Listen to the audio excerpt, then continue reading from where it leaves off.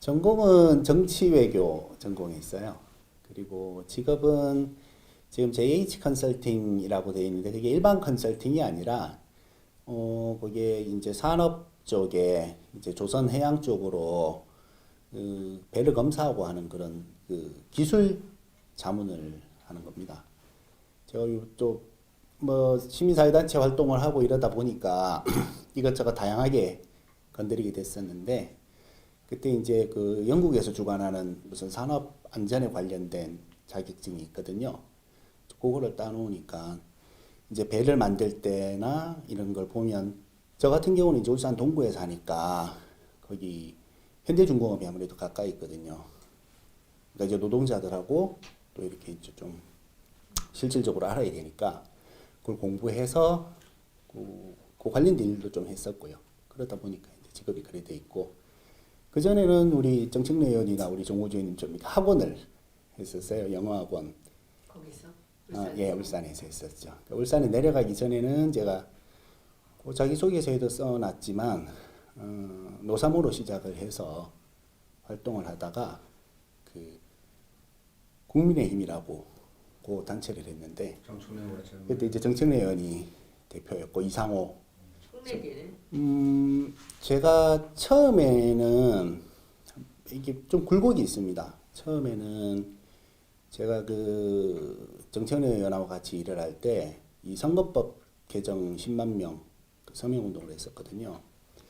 그래서 이제 6개월 동안 이 전국에서 이제 사람들을 모아서 이제 10만 명 서명 운동을 해서 이제 그게 지금의 선거법 그러니까 예비 선거 운동 기간 만들고 그리고 이제 돈 받은 사람도 50배 토해내게 만들고 하는 그거를 이제 그때 통과를 시켰는데 이게 10만 명 서명 운동을 해서 용지가 이렇게 쌓이니까 그니 이제 제가 이제 국회의장한테 갔다 왔는데 그때 박관용 국회의장이었거든요.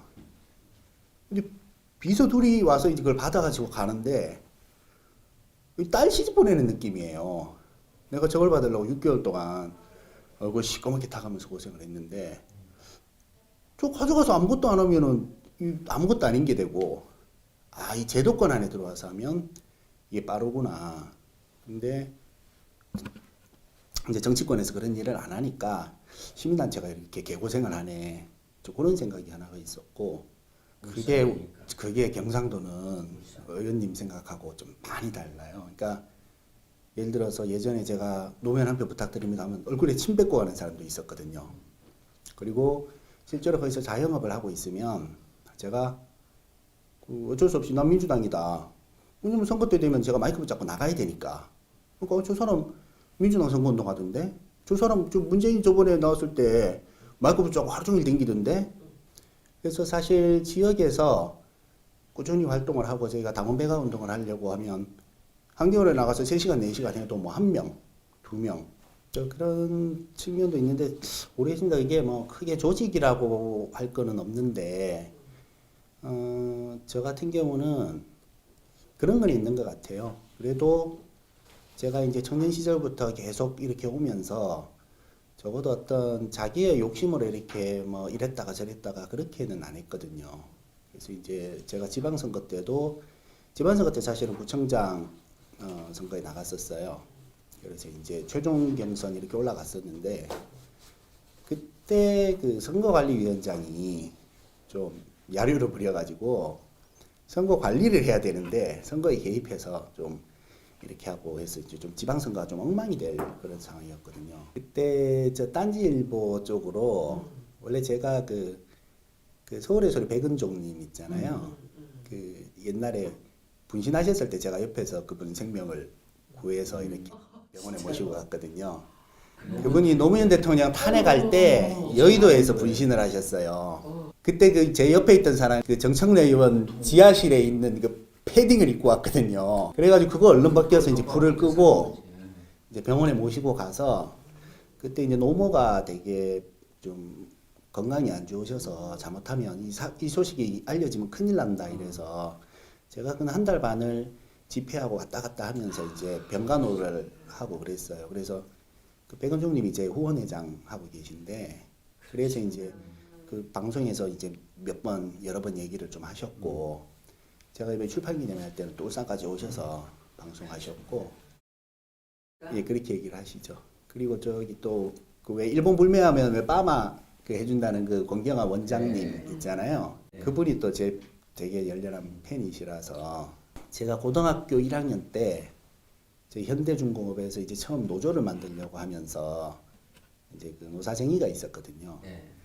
근데 저는 저희 울산이 비평준화라서 제가 이제 대학교 3학년 때 이제 갑자기 이과에 있다가 이제 문과로 갔어요. 원래는 이제 그 연세대 컴퓨터공학과, 이런 뭐 연세대 컴퓨터공학과나 이렇게 가려고 그랬는데 갑자기 원서 쓸 때 보니까 내가 왜 그냥 이과를 오려고 그랬지? 적성 문과가 맞는데 이제 그렇게 생각한 거예요. 친구들 다 그냥 이과 가니까 갔다가. 그래서 이제 갑자기 이제 문과로 바꾸게 됐죠. 문과로 바꾸고 저희가 이제 비평준화라서 이제 집이 좀 멀었거든요. 그 차를 타고 가는데 이제 중공업 쟁의 때문에 내려서 언덕을 건너서 이제 버스를 타고 가야 되고 이랬는데 그때 노무현 대통령이 오셔서 사람들이 쇠파이프로 사람들 얼굴을 막 때려요. 그럼 이 뼈가 박살나니까 얼굴이 막 이렇게 되고 이랬거든요. 그래서 저희는 그 충격이었죠. 왜냐면 아니 왜 이 아저씨들이 정말 정당한 얘기를 하는데 왜 정부에서 와서 경찰하고 와서 아저씨들을 때리지? 근데 아무도 안 도와주는데? 근데 그때 노무현 대통령이 오셔가지고 최루탄 덮어 쓰면서 그 앞에서 이제 도와주시고 그랬거든요. 이제 그때 좋아하게 됐고. 그때 봤을 고등학교 1학년 그렇죠. 그리고 또 주변 분들이 원체 얘기도 많이 하셨고. 근데 이제 그때 한번 온 임팩트가 있었고. 그 다음에는 제가 이제 아까 말씀드렸듯이 과를 바꿔서 이제 정형외과를 가니까 사실 적응이 안 되는 거예요. 이과 공부를 하다가. 그리고 뭐 원래 보수적이어서 크게 뭐 정치에 관심도 없었는데 정형외과를 왔고 그냥 뭐 친구들 옆에서 정치 얘기하면 아 듣기 싫다 이랬는데 다만 한 가지 제가 시골 애들은 친구들 간에 끈끈한 그런 거는 있어요.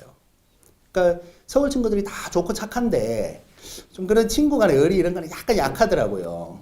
그래서 친하게 지내는 애들이 보면 순천에서 왔다, 해남에서 왔다, 뭐 영덕에서 왔다 다 잘 지내요. 대학에서? 예. 근데 선거 때가 되니까 지역을 갈라놓는 거예요. 그래서 이거는 상식의 문제잖아요. 지역 감정은 상식의 문제인데 이 상식에 그 맞지 않는 그 언행들이 정치권에서 계속 나오는데 그것은 잘못되었다라고 말을 하는 사람이 한 명인데 자꾸 떨어지는 거예요. 그래서 저분이 나 어렸을 때 우리 동네 아버지 아저씨 도와주신 분인데 저런 사람이 돼야 되는데 자꾸 떨어지니까 이제 세 번째 떨어지니까 저도 화가 나서 다음에 당신 나오면 제가 꼭 가서 도와드리겠다. 이제 그렇게 홈페이지에 그래 약속을 했죠. 2000년도 노사모 처음 만들 때 그래서 이제 노사모가 됐고 2002년도에 유학 준비하다가 그 이제 캠프에서 도움이 필요하다 해서 이제 직접 들어가서 일을 하게 됐고 제가 그런 얘기를 했습니다. 그러니까 제가 노무현 대통령한테 배운 것은 국회의원에게 주어진 그 권한이라는 것은 국민을 위해서 일을 하기 위해 필요한 것이지 이게 임기가 끝나고 나면 나도 시민의 한 사람으로 돌아가는 것 아니냐. 그렇다면 내가 마을 이장을 한번 출마한다든가 구의원에 한번 출마하는 것이 우리나라 정치 발전에는 큰 도움이 될 것 같다. 대통령도 별거 아닌데 대통령 마치고 나서 구의원 하니까 그 동네 다니면서 구의원 일을 하네. 이제 이런 것을 한번 보여주면 우리 정치에 크게 도움이 될 것 같다라는 말씀을 하셨거든요.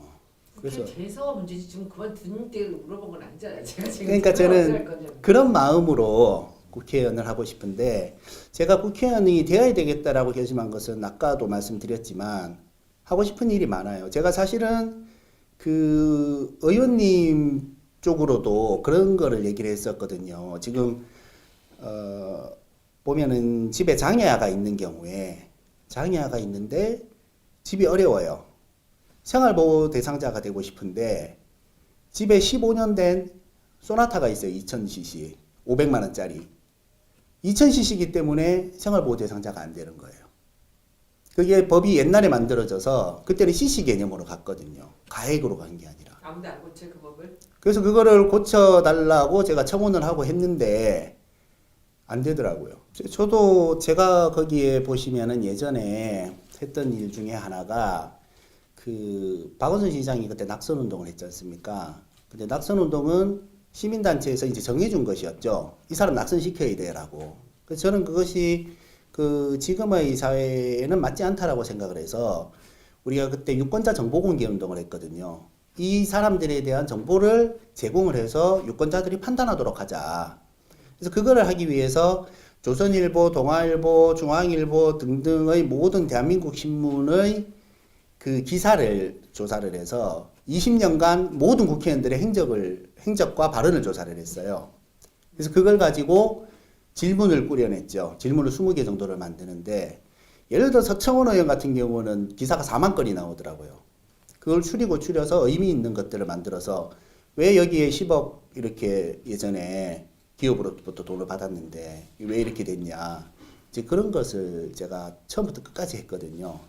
그때 제가 개별 질문들을 만들고 이제 박시영 대표가 공통 질문을 만들었어요. 노선 때 네. 그때가 그 국민의힘 때죠.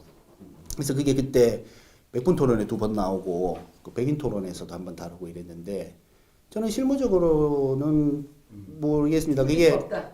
예, 그게 이제 제가 이제 그런 저보고 대학원을 가고 그 뭐 이제 그런 것들을 제하는 사람들이 있는데 사실 뭐 학습 능력이 있다. 대학원에 가서 그 어떤 작은 분야에 대해서 전문적인 것을 가져가는 것이 우리 사회에서는 그게 하나의 그 뭐랄까 스펙으로 작용을 하는지 모르겠지만 내가 일을 하고 배우고 그것을 실천해내는 데 있어서 나는 꼭 그것이 있어야만 내가 할 수 있다고 보지 않고 충분히 나는 그런 일 할 수 있다. 근데 당선이 되고 안 되고보다 대전제는 내가 하는 이 일이 문재인 대통령에게 도움이 될 것이냐, 우리 정부의 국정 운영을 하는 데 있어서 도움이 될 것이냐를 제일 먼저 판단을 했고요. 사실은 얼마 전에 그 뭐 박시영 대표나 뭐 김어준 쪽에서 이게 뭐 표가 갈라지면 큰일 난다는 식으로 얘기를 하길래 물론 뭐 그런 게 있겠죠. 당선 순번이 몇 번이냐 이런 것을 모두가 고민을 하겠죠. 솔직하게 저 역시도 그런 마음이 없는 것은 아니지만 그런데 이게 제가 당선이 안 되더라도 할 수 있는 역할이 있다라고 판단이 되면 그것은 마음을 먹었으니까 함께 하는 것이죠.